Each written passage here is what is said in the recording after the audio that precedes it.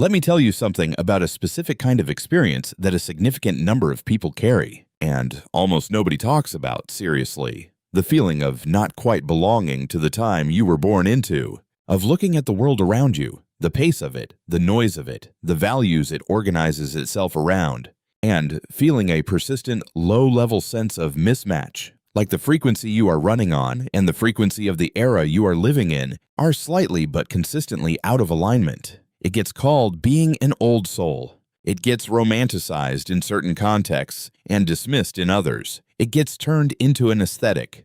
The person who prefers vinyl records and handwritten letters and conversations that go somewhere, without anyone asking what is actually happening psychologically in the person who experiences it.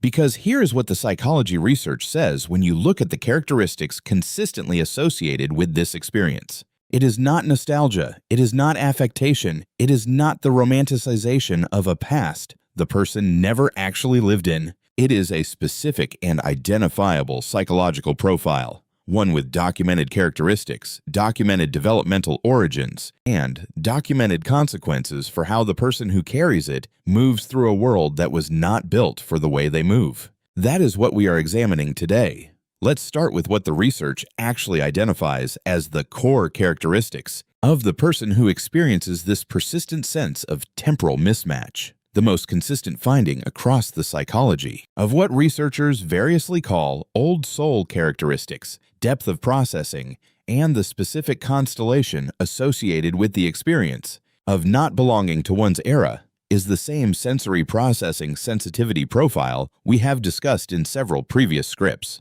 But the application here is specific, and it goes beyond the general sensitivity framework into something more particular about the relationship with time, pace, and cultural environment. Elaine Aron's research on highly sensitive people identified something that is directly relevant, that the highly sensitive individual does not just process emotional and sensory information more deeply than average. They process cultural information more deeply. They notice what is being lost as well as what is being gained. They are attuned to the texture of experience in ways that make the acceleration and the shallowing of contemporary culture, the speed, the disposability, the preference for surface over depth, not just unfamiliar but genuinely, physiologically uncomfortable. The old soul is not simply someone who prefers older things. They are someone whose nervous system is calibrated for a pace, a depth, and a quality of engagement that the modern world provides less and less reliably. The sense of being born in the wrong era is the subjective experience of that calibration mismatch. Here is the finding that reframes the entire experience. The research on what psychologists call temporal depth. The degree to which a person's thinking extends backward and forward in time relative to the immediate present finds significant individual variation in this characteristic, and that variation maps directly onto the experience of the old soul. Philip Zimbardo and John Boyd's research on time perspective, developed into one of the most comprehensive psychological frameworks for understanding how people relate to time, identifies several distinct temporal orientations. The present-focused person who lives primarily in the immediate moment. The future-focused person whose primary orientation is toward planning and anticipated outcomes. And the past-focused person, not in the nostalgic or fatalistic sense necessarily, but in the sense of someone whose thinking is naturally anchored in historical depth, who contextualizes the present through the lens of what came before, who finds meaning not just in what is happening, but in what it connects to across time.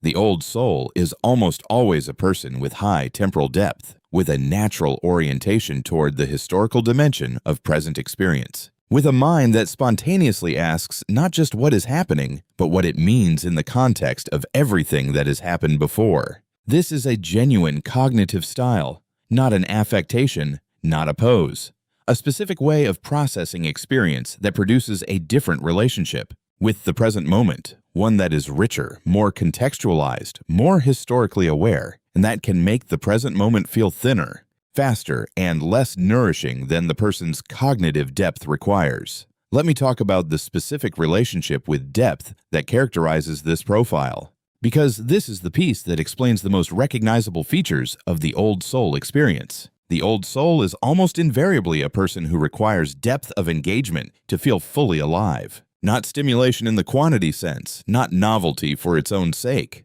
Depth.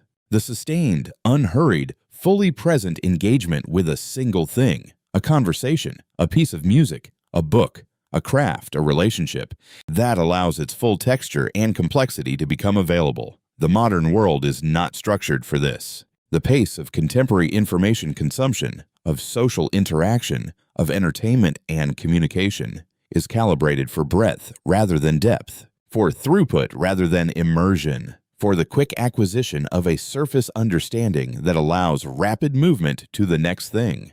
The person calibrated for depth in an environment, calibrated for breadth, is not simply inconvenienced. They are experiencing a genuine and persistent form of understimulation, not for lack of information or novelty, but for lack of the specific quality of engagement that their cognitive style requires to feel nourished. Research on what Mihaly Csikszentmihalyi identified as flow, the state of optimal experience characterized by full absorption in a challenge matched to current capability, is directly relevant here. The old soul's nervous system requires the conditions of flow to feel fully itself, and the modern world's preference for quick, surface, constantly interrupted engagement makes the conditions of flow increasingly difficult to achieve. The sense of being born in the wrong era is, in part, the sense of living in conditions that make the most nourishing form of engagement increasingly rare. Here is something the research on this profile consistently identifies that goes beyond the individual psychology into something more culturally significant.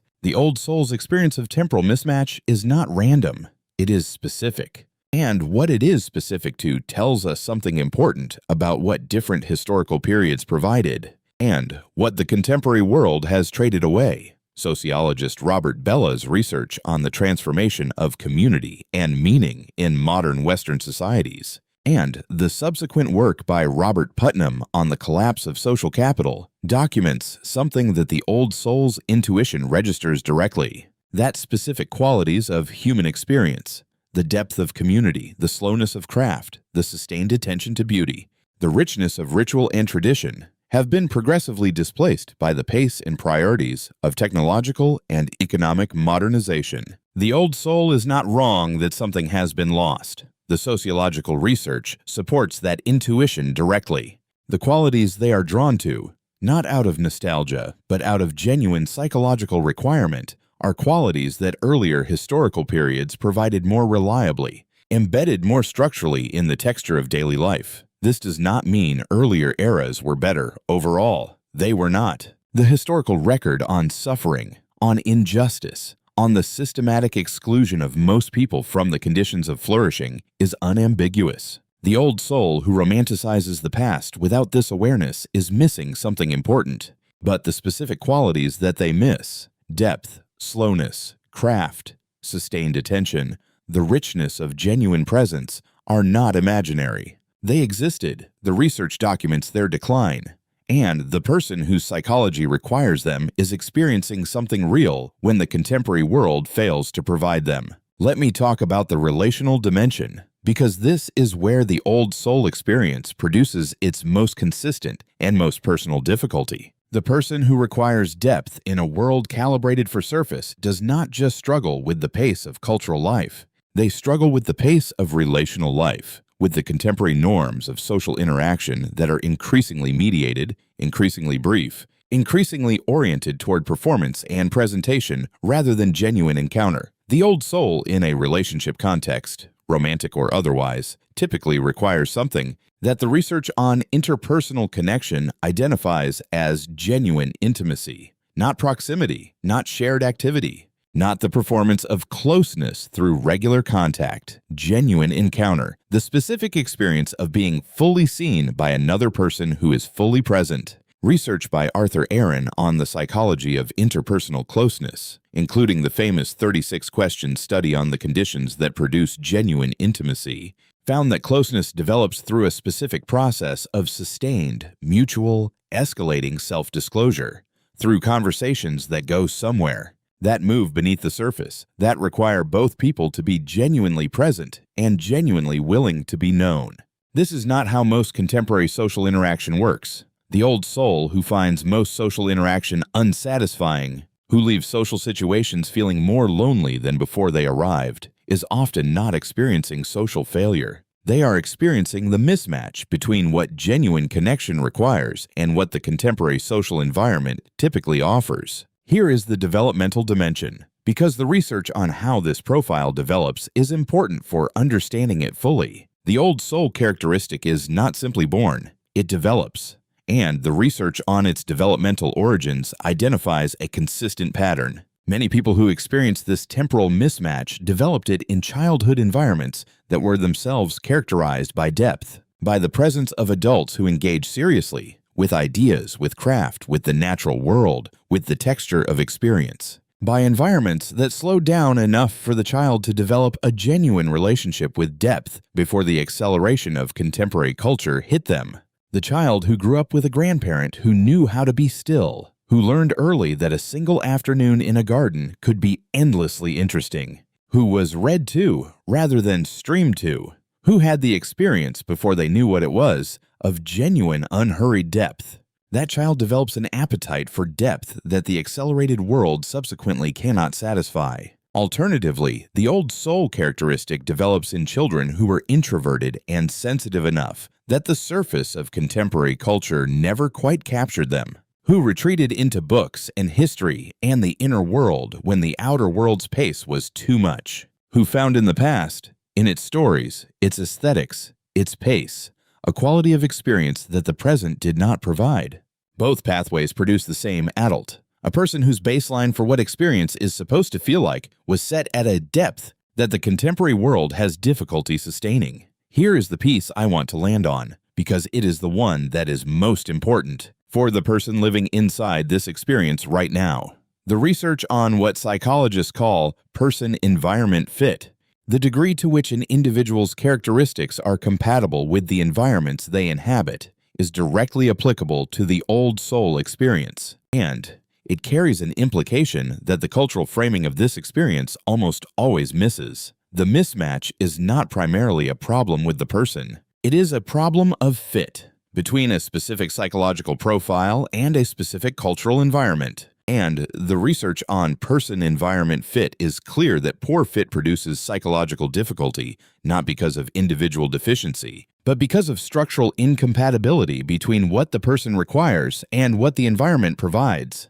This reframing matters because it changes where the work of resolution is directed. The old soul who spends their energy trying to want what the contemporary world offers, trying to find the contemporary pace satisfying, trying to feel nourished by the surface engagement that surrounds them, trying to stop needing the depth that their psychology requires, is working against their own nature in ways the research suggests are not only futile, but actively harmful to well-being. The research on authenticity and well-being, Michael Kernis and Brian Goldman's work on self-concept clarity and authentic functioning, consistently finds that the effort to be something other than what one actually is costs psychological resources and produces diminished well-being. Regardless of the social rewards that conformity generates, the resolution is not to want differently, it is to build differently, to construct a life in terms of relationships, work, environments, practices, that provides the specific conditions that this specific psychology requires. The depth, the slowness, the sustained engagement, the genuine presence, the connection to something that extends across time. That is not always easy in a world that is organized around different priorities, but the research on well-being and authenticity is clear that it is necessary, and that the person who manages it, who builds the conditions for their own flourishing rather than trying to thrive in conditions that were never designed for them, is not out of step with the world. They are finally in step with themselves. And for the old soul, that distinction is everything.